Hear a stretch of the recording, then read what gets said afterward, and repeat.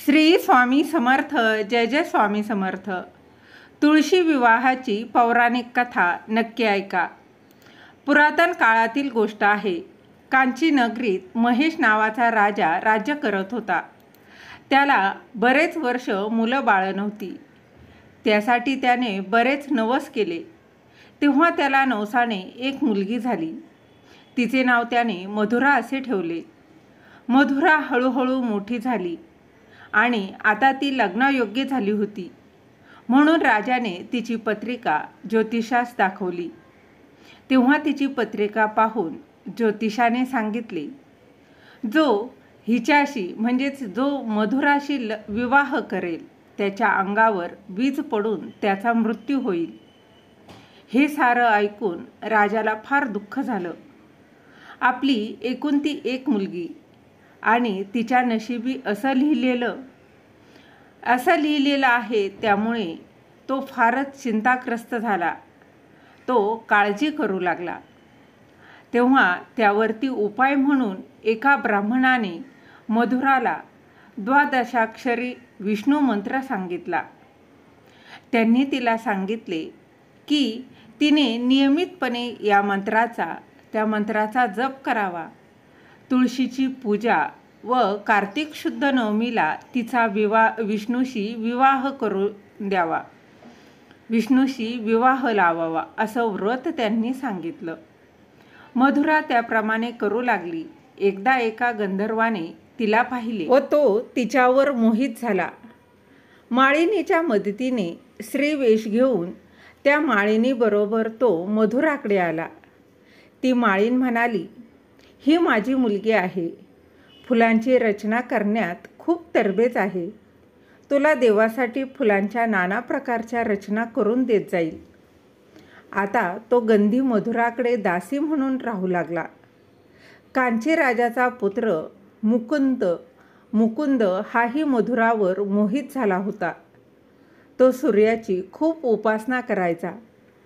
सूर्याने स्वप्नात दृष्टांत देऊन त्याला सांगितले की तू मधुराचा नात सोडून दे. तिच्याशी जो कोणी विवाह करणार तो वीज पडून मृत होईल. मुकुंद सूर्याला म्हणाला, तुझ्यासारख्या देवाला तिचे वैधव्य टाळता येईल. मधुरा जर मला लाभली नाही तर मी अन्नपाणी वर्ज्य करून मरून जाईन. सूर्याने मधुराच्या वडिलांना दृष्टांत देऊन सांगितले की राजपुत्र मुकुंदाला तू आपली मुलगी दे. राजाला हा विवाह मान्य करणे भाग पडले. कार्तिक 12 ही लग्नाची तिथी ठरली. गंध्याला हे सर्व कळले. तो खूप दुःखी झाला, नाराज झाला व त्याने ठरवले की लग्न मंडपात जाण्याआधी तिचा हात धरायचा. त्याच वेळी मेघगर्जनांसह विजा कडाडल्या. मधुराही भांबावून गेली व ती बाहेर आली व गंध्याने तिचा हात धरला व त्याच क्षणी गंध्याच्या डोक्यावर वीज कोसळली व तो मरण पावला. नंतर राजपुत्र मुकुंद याच्याशी तिचा विवाह हा संपन्न पडला. तुळशी व्रताच्या प्रभावाने मधुराचे वैधव्य टळले. तुळशी व्रत हे एक काम्य व्रत आहे. तुळशी विवाह करणे हा या व्रताचाच एक भाग मानला जातो.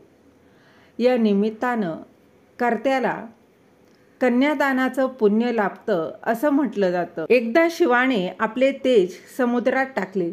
त्याच्या पोटी एक महातेजस्वी बालक जन्माला आला. हा मुलगा पुढे जालंधर नावाचा एक पराक्रमी राक्षसी राजा बनला. त्याच्या राजधानीचे नाव जालंधर नगरी होते. दैत्यराज कालनेमी यांची कन्या रुंदा हिचा विवाह जालंधर त्याच्यासोबत झाला होता. जालंधर हा महाराक्षस होता. आपल्या पराक्रमासाठी त्यांनी माता लक्ष्मी प्राप्त करण्याच्या इच्छेने युद्ध केले. पण सागरातून जन्माला आल्याने माता लक्ष्मीने त्यांना आपला भाऊ म्हणून स्वीकारले. तेथून पराभूत झाल्यानंतर देवी पार्वतीला प्राप्त करण्याच्या इच्छेने तो कैलास पर्वतावर गेला. भगवान देवाधिदेव शिवाचे रूप धारण करून माता पार्वतीच्या जवळ गेला आणि त्यानंतर परंतु मातेने आपल्या योगाच्या सामर्थ्याने त्यांना लगेच ओळखले आणि तेथून अंतर्ध्यान पावली. देवी पार्वतीने क्रोधित होऊन भगवान विष्णूला संपूर्ण कथा सांगितली. जालंधराची पत्नी रुंदा ही अतिशय धार्मिक स्त्री होती. जालंधर तिच्या पुण्यधर्माच्या सामर्थ्यानं मारला गेला नाही, त्याचा पराभवही झाला नाही. म्हणून जालंधराचा नाश करायचा असेल तर रुंदाची पतिव्रता धर्म मोडणं अत्यंत आवश्यक होतं. या कारणास्तव भगवान विष्णू ऋषींच्या वेशात जंगलात पोहोचले, जिथे रुंदा एकटीच प्रवास करत होती. भगवंतासोबत 2 मायावी राक्षस होते, ज्यांना बघून रुंदा घाबरली. ऋषींनी रुंदासमोर क्षणार्धात दोघांचेही वध केले. त्यांची शक्ती पाहून रुंदाने कैलास पर्वतावर महादेवाशी युद्ध करत असलेल्या आपल्या पतीबद्दल विचारले. ऋषींनी आपल्या भ्रमाच्या सापळ्यातून 2 वानर प्रगट केले.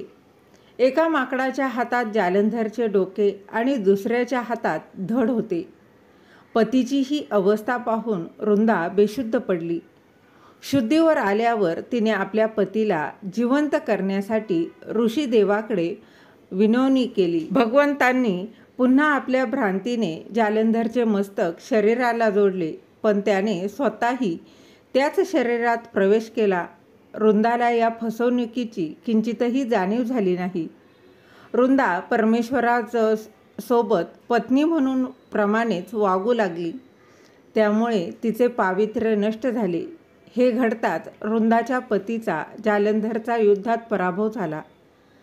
जेव्हा रुंदाला ही सर्व लीला कळली, तेव्हा तिला राग आला आणि तिने भगवान विष्णूला हृदयहीन शिला असल्याचा शाप दिला. विष्णूने आपल्या भक्ताचा शाप स्वीकारला आणि शाळीग्राम दगडात बदलला. विश्वाचा निर्माता दगड झाल्यामुळे विश्वात असंतुलनाची परिस्थिती निर्माण झाली होती. हे पाहून सर्व देवी देवतांनी रुंदाची भगवान विष्णूंना शापातून मुक्त करून द्या अशी प्रार्थना केली. रुंदाने विष्णूला शापातून मुक्त केले आणि स्वतः आत्मदाह केला.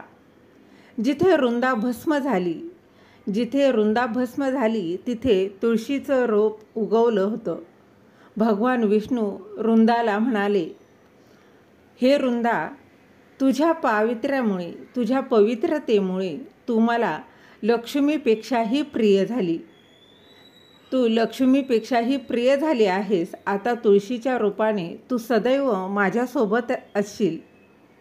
तेव्हापासून दरवर्षी कार्तिक महिन्यातील देवउठणी एकादशीचा दिवस हा तुळशी विवाह म्हणून साजरा केला जातो. जो तुळशीचा विवाह माझ्या शाळीग्राम रूपाशी करेल त्याला परलोकात विपुल यश मिळेल, अपार कीर्ती मिळेल असा आशीर्वाद त्यांनी दिला.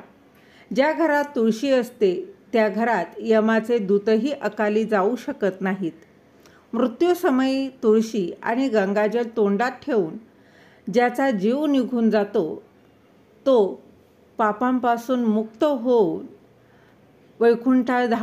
वैकुंठधामला प्राप्त होतो. जो व्यक्ती आपल्या पितरांसाठी तुळशी आणि आवळ्याच्या छायेत श्राद्ध करतो त्याच्या पितरांना मोक्ष प्राप्त होतो. तुळशी विवाह म्हणजे पवित्र तुळस तुळशी वनस्पतीच्या रोपाचे शालिग्राम किंवा विष्णू त्यांचे अवतार श्रीकृष्ण यांच्याशी विवाह प्रबोधिनी एकादशीपासून करण्याची पूजोत्सव प्रथा आहे. भगवान विष्णू कार्तिक महिन्यातील देवउठणी एकादशीला संपूर्ण 4 महिने झोपल्यानंतर ते उठतात, तेव्हा तुळशीशी लग्न लावतात. भगवान विष्णूला तुळशी खूप प्रिय आहेत. तुळस ही लक्ष्मीचं स्वरूप मानलं जातं. तर घरातीलच कन्या मानून, घरातीलच आपली मुलगी मानून घरातील तुळशी ही वृंदावनाची तुळशीचं रोप असलेल्या कुंडीची गेरू व चुन्याने रंगरंगोटी करतात. त्याचबरोबर तिला सजवलं जातं. त्यावर बोरं, चिंच, आवळा, कृष्णदेव सावळा असे लिहितात. बोरं, चिंच, आवळा, सीताफळ, कांद्याची पात त्यात ठेवतात. कुटुंबातील कर्ता माणूस स्नान करून तुळशीची आणि कृष्णाची पूजा करतो. नंतर त्यांना हळद व तेल लावून मंगल स्नान घालतो. तुळशीला नवीन वस्त्र पांघरतात व त्यावर मांडव म्हणून ऊसाची वा धांड्याची खोपटी जी आहे ती ठेवतात. पूजेचे षोडोपचार समर्पण करून विष्णूला जागे करतात आणि त्यानंतर बाळकृष्ण व तुळस या दोघांमध्ये अंतरपाट धरून मंगलाष्टक म्हणून त्यांचा विवाह हा केला जातो. त्यांचा विवाह लावला जातो. त्यानंतर कर्त्याने यानंतर तुळशीचे कन्यादान करावं व नंतर मंत्रपुष्प आणि आरती करावी असं म्हटलं जातं. तर असं घरच्या कन्येस लक्ष्मीचं स्वरूप, घरच्या कन्येस श्रीकृष्णासारखा आदर्श वर मिळावा असा त्यामागील हेतू आहे. या विधीच्या वेळी आपण तुळशीभोवती दीप आराधना नक्कीच करावी, दीप लावावं. त्यामुळे घरात प्रसन्नता राहते, सकारात्मकता राहते. श्री स्वामी समर्थ.